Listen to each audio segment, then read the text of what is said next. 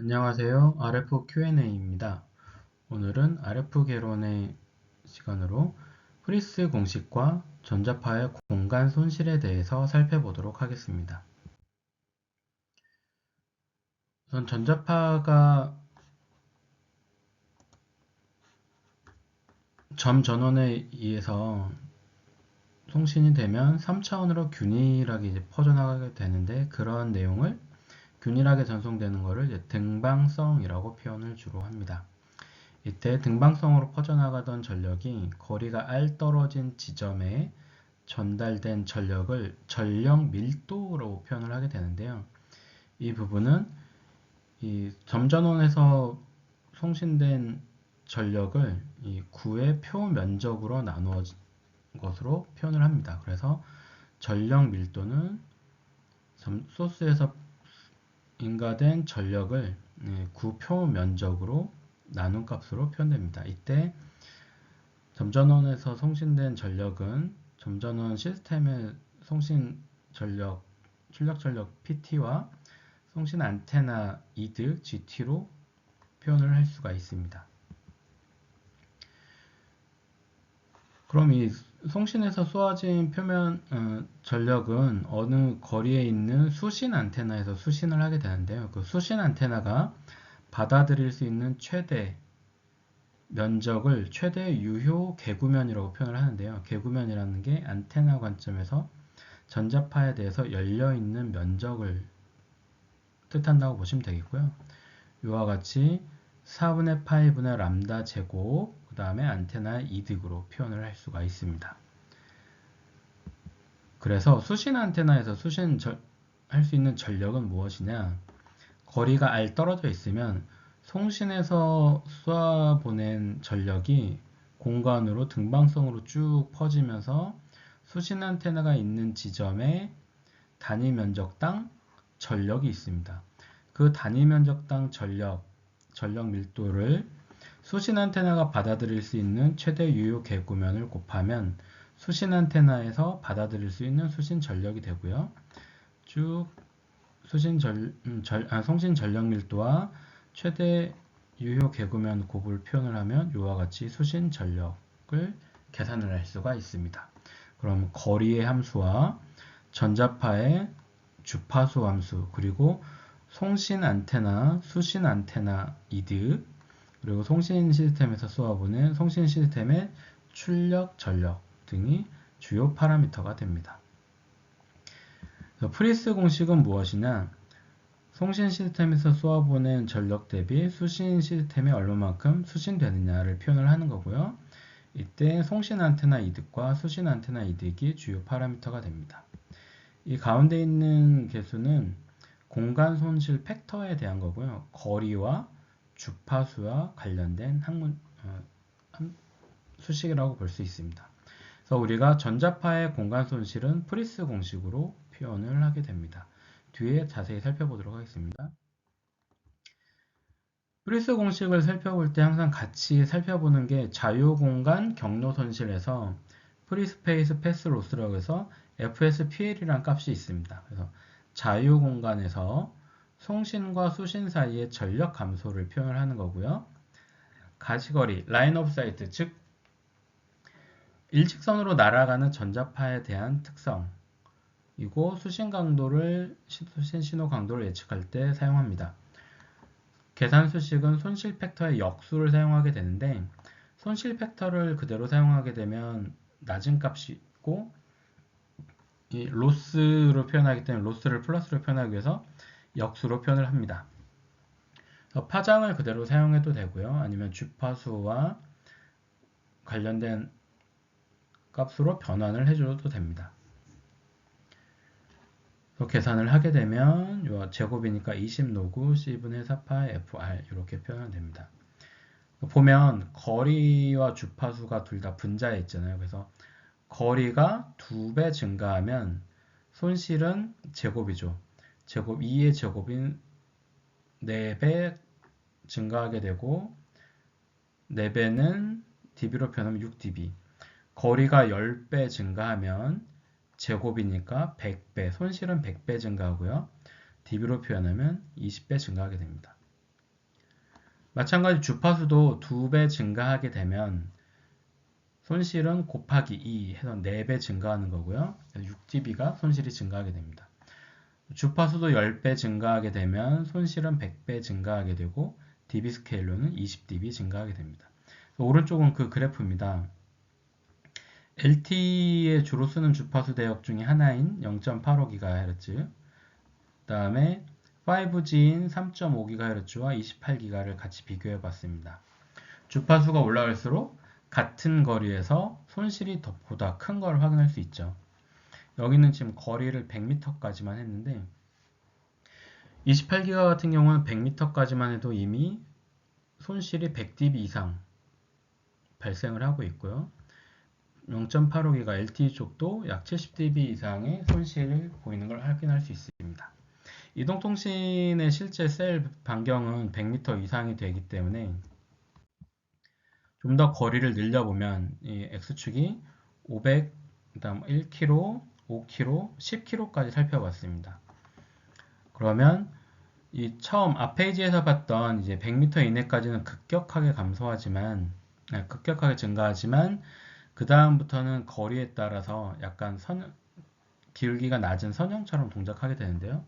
이 로그 함수이기 때문에 이러한 특성들을 가지고 있습니다. 그래서 2배씩 500에서 1km가 2배니까 6dB씩 증가하게 되는 거고요.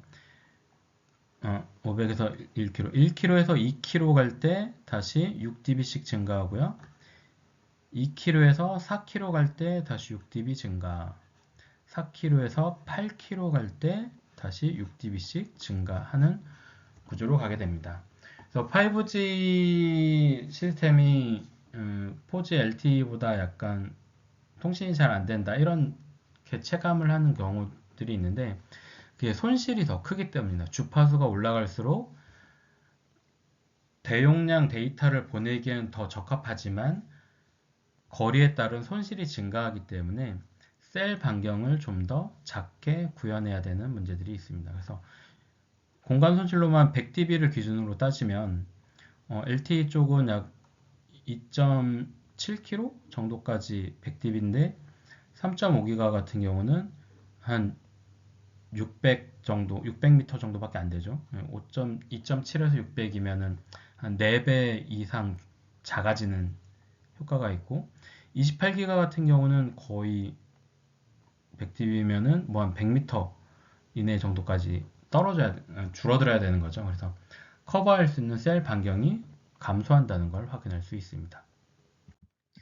그럼 수신 전력을 살펴보면 기본적으로 송신에서는 안테나를 통해서 방사되는 송신기 전체 출력은 EIRP라고 표현되어 있는데요. TC, 송신 시스템에서의 출력 전력, 파워앰프의 출력 전력이죠.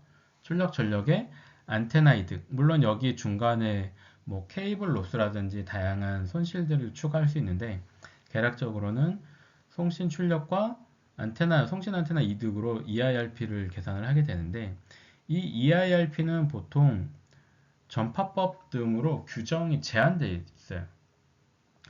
가장 강하게 쏠 수 있는 레벨이 정해져 있습니다.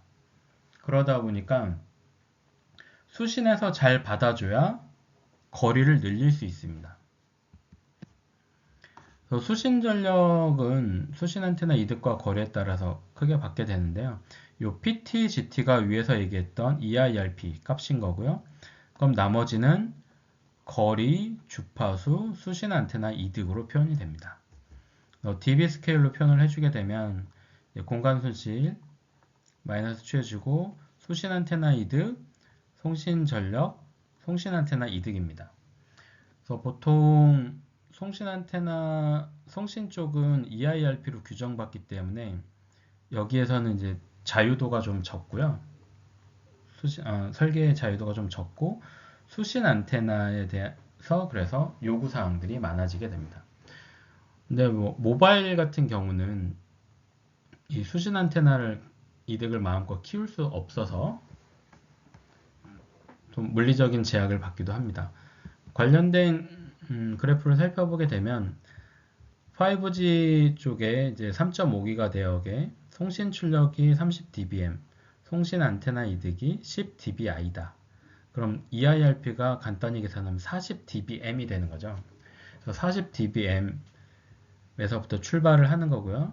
출발을 해서 거리에 따라서 수신 안테나 이득이 0dB, 2dB, 10dB일 때 이와 같이 수신 전력은 이와 같이 표현됩니다. 앞서 살펴봤던 공간 손실의 EIRP 값과 수신 안테나 이득만큼 그래프가 위로 올라가는 걸 확인할 수가 있습니다. 거리에 따라서 살펴보게 되면 3.5GHz에서 쭉 넘어가게 되는 거죠. 그럼 이 수신 레벨을 가지고 수신기에서 통신이 가능한 수신 레벨이냐 이거를 이제 판가름하게 되는 겁니다. 그래서 공간 손실이 중요한 이유 중에 하나는 링크 버짓 계산을 할 때 송신기 송신 모뎀에서 나온 신호는 송신기를 통해서 증폭이 되고요. 그 다음에 송신 안테나를 통해서 자유공간을 통해서 날아가고 수신 안테나를 받고 수신기에서 처리가 돼서 수신 모뎀으로 들어갑니다. 이때 송신 모뎀 신호는 일정하게 나옵니다. 그리고 송신기도 내가 만드는 거기 때문에 일정하게 신호가 증폭이 되는 거고요. 이제 수신기는 요 자유공간에 대한 손실이 다양하게 나타나기 때문에 요 수신 모뎀이 처리 가능한 동작 영역 안에 신호 레벨을 만들 수 있도록 수신기를 설계를 해야 돼요. 그래서 수신기 설계가 매우 어렵습니다. 그래서 거리가 가까우면 공간 손실이 작기 때문에 이렇게 높은 레벨로 들어오게 됩니다. 수신기가 그대로 있는데 이 아래처럼 높은 이득을 얻게 되면 이렇게 올라가서 동작 영역을 벗어나 버리죠. 그럼 이제 모뎀에서 처리가 안 되기 때문에 가까운 거리는 수신기의 전력 증폭을 낮춰주고 먼 거리는 충분히 이득을 높여줘서 수신 모뎀의 동작 영역 안에 들어올 수 있도록 수신기에서 처리를 해줘야 됩니다. 요것 때문에 이제 공간 손실에 대한 이슈가 이제 전체 시스템, 통신 시스템 링크 버짓 계산할 때 중요한 요소가 되는 거고요. 최근에는 요거를 수신기에서만 부담하기 어렵기 때문에 송신기에서 수신기가 가까이 있으면 파워를 낮춰줍니다. 파워를 낮춰서 약하게 쏘면 이 수신기에서의 이 증폭에 대한 가변폭을 줄일 수 있죠. 그래서 송신기에서 수신기의 거리를 체크를 하고 그거에 맞춰서 파워를 조절하는 경우도 사용하는 거고요. 보통은 송신기에 이제 부담을 주지 않기 위해서는 이제 수신기에서 그 역할을 다 하게 된 상황입니다. 그래서 이동통신 같은 경우는 기지국에 다양한 옵션을 추가할 수 유리하기 때문에 송신기에서 거리를 체크를 해서 파워 조절을 해주는 기능이 포함되기도 하고요. 위성통신 같은 경우는 위성의 그 거리에 따른 파워 조절 기능을 넣기가 매우 어렵기 때문에 오히려 지구에 있는 지구국에서 이 거리에 따른 공간 손실에 따른 수신기의 기능을 더 대폭 강화하는 편입니다. 공간 손실은 단순히 자유공간에서의 공간 전자파가 손실한다 이런 개념뿐만 아니라 이렇게 통신 시스템으로 들어가면 통신 시스템에 얼마만한 성능이 설계되어야 되나 어떻게 설계를 해야 되느냐의 기준이 되는 역할도 합니다. 네, 이상 마치겠습니다.